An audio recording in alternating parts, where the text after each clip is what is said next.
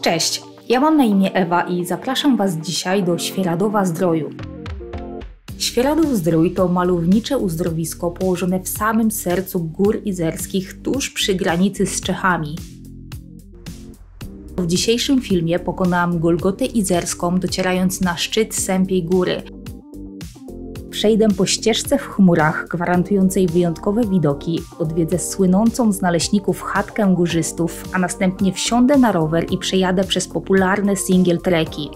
Na koniec dnia zobaczę zachód słońca z wieży widokowej na Młynicy. Zapraszam do oglądania.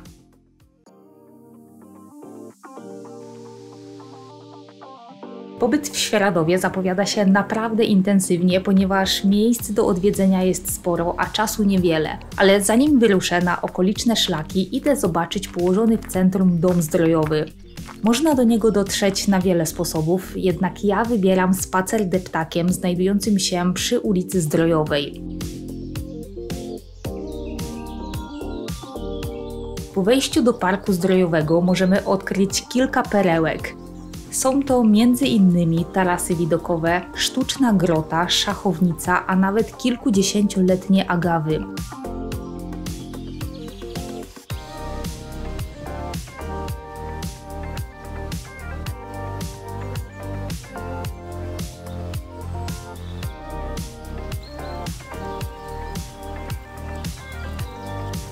Obszar parku rozciąga się wokół domu zdrojowego, najciekawszego obiektu w okolicy pod względem architektonicznym.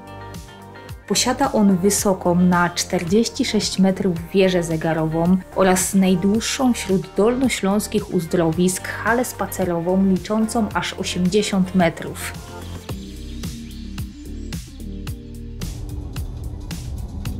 Po wyjściu z domu zdrojowego wsiadam do auta i ruszam kawałek poza centrum. Jadąc w kierunku Szklarskiej Poręby skręcam w lewo i zostawiam auto na sporym darmowym parkingu.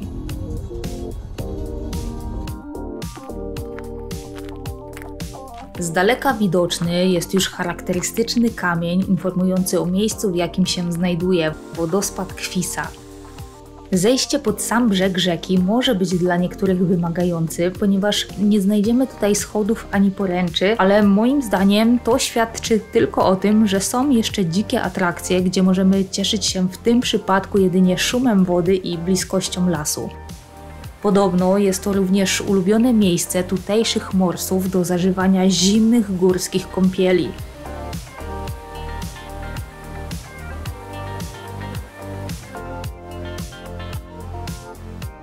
Świeradów to miejsce otoczone górami oraz lasami, wśród których ciągną się kilometry szlaków turystycznych. Mnie tym razem skusił ten w kierunku Sępiej Góry. Na szczyt możemy dotrzeć na kilka sposobów, jednak ja decyduję się na tak zwaną Golgotę Izerską. W tym celu z auta przesiadam się na rower, a podjazd rozpoczynam od kładki przy ulicy Stawowej.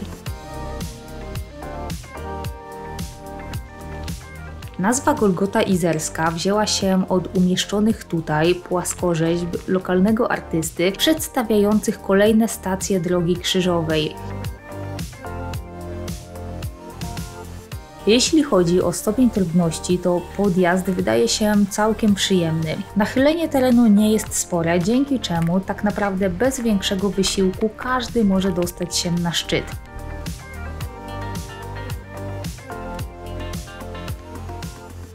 Na szczycie, mierzącym 828 metrów nad poziomem morza, moją uwagę od razu przykuwa imponująca formacja skalna, nazywana często Białym Kamieniem.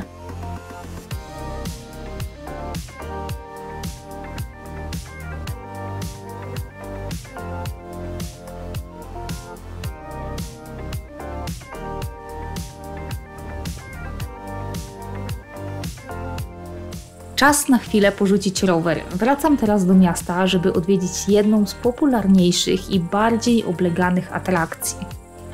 Miejsce to zdecydowanie przypadnie do gustu wszystkim fanom wież widokowych, ponieważ moim celem jest Skywalk, czyli ścieżka w chmurach.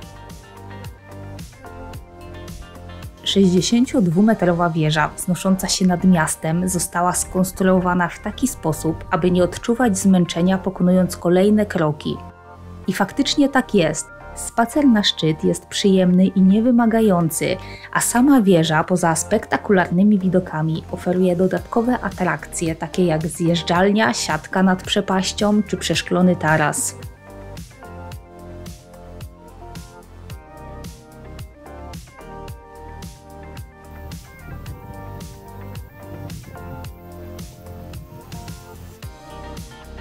Znowu uciekam na moment od zatłoczonych miejsc i jadę w kierunku kolei gondolowej, dokładniej mówiąc pod single track leżący w masywie Zajęcznika.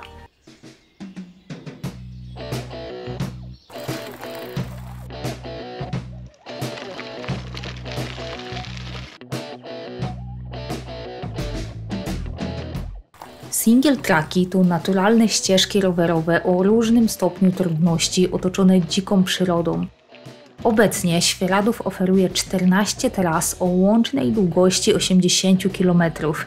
Jest to świetna zabawa dla fanów jazdy na rowerze, a trasy o różnym stopniu zaawansowania sprawiają, że każdy znajdzie coś dla siebie. Jednymi z moich ulubionych single tracków poza Zajęcznikiem są te prowadzące do Nowego Mesta. Na tej trasie znajduje się centrum rowerowe z wyjątkowo fajnym klimatem. Zjeżdżają się tutaj wszyscy rowerzyści z okolicznych tras, chcący chwilę odpocząć, napić się czegoś zimnego czy zjeść coś.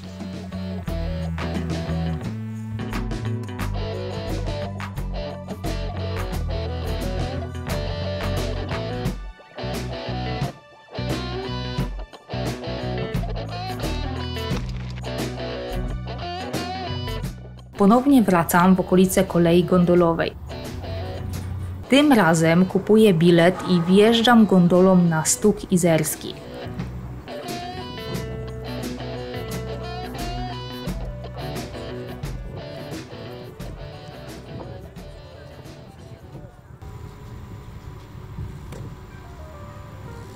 Kolej dostępna jest dla turystów przez cały rok. W zimie cieszy się ogromną popularnością wśród narciarzy oraz snowboardzistów, jednak warto również wspomnieć, mam wrażenie, o nieodkrytym jeszcze izerskim szlaku Cietrzewia, przygotowywanym specjalnie dla narciarzy biegowych.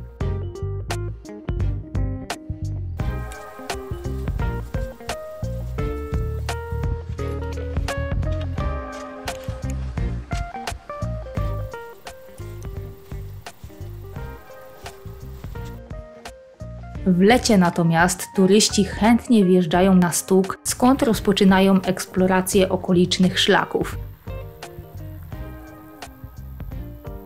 Niektórzy docierają na przykład na Smrek, a inni podążają w stronę Hali Izerskiej. Ja dzisiaj wybieram właśnie ten drugi kierunek.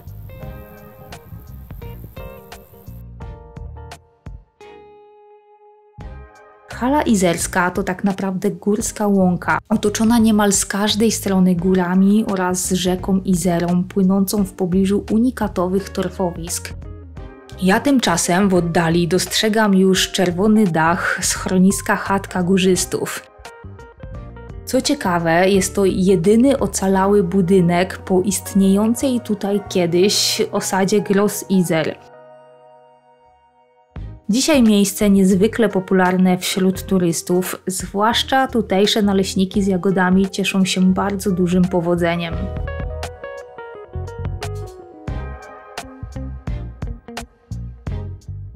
Po spędzeniu popołudnia w Górach Izerskich wracam ponownie do miasta, żeby zdążyć na zachód słońca, który chciałabym obejrzeć z wieży widokowej na Młynicy.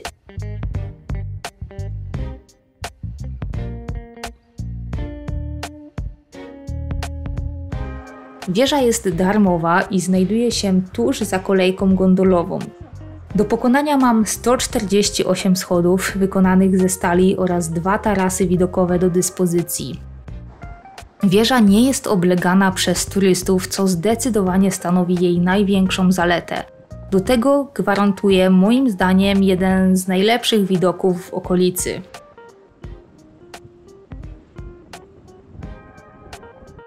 Tutaj kończy się moja podróż. Dziękuję za wspólnie spędzony czas i do zobaczenia na szlaku. Jeśli film Ci się spodobał, zostaw łapkę w górę oraz komentarz.